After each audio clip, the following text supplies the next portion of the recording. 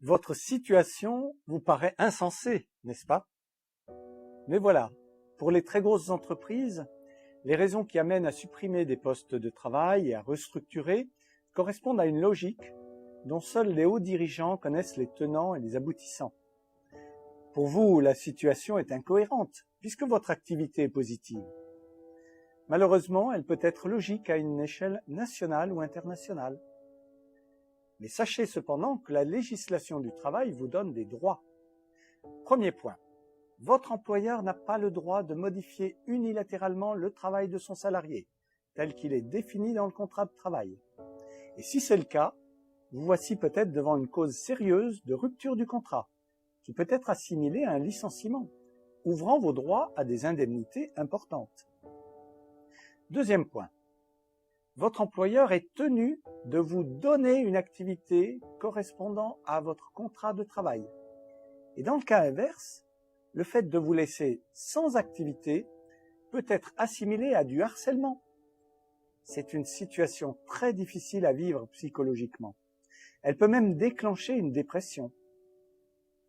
Dans les deux cas, vous ne pourrez pas conserver une bonne santé mentale et physique si vous allez au travail dans les conditions actuelles. Pour votre santé, il est indispensable de trouver une solution rapide. Alors, comment s'en sortir? On peut envisager deux solutions, mais autant vous dire qu'aucune n'est simple. Première solution, vous décidez de trouver un emploi dans une autre entreprise. Attention, quittez alors votre emploi actuel dans les meilleures conditions.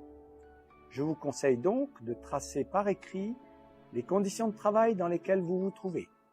Gardez aussi les mails envoyés par votre hiérarchie, afin de pouvoir les produire comme preuve. Cela vous sera bien utile en cas de désaccord qui vous amènerait à saisir les prud'hommes. Deuxième solution, vous acceptez le challenge en vous disant qu'un changement d'activité peut vous donner l'occasion d'un nouveau départ et que ce nouveau départ peut booster votre carrière.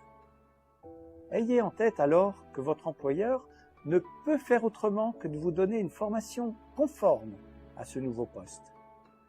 Prenez ce risque. Et puisque c'est l'employeur qui est la cause de ce changement, essayez de négocier les conditions financières et autres. Vous l'avez compris, je vous invite à reprendre les choses en main. Après avoir été manipulé comme un objet, redevenez acteur de votre vie professionnelle. Même si, je le conçois, la marge est étroite. Mais vous pouvez y arriver.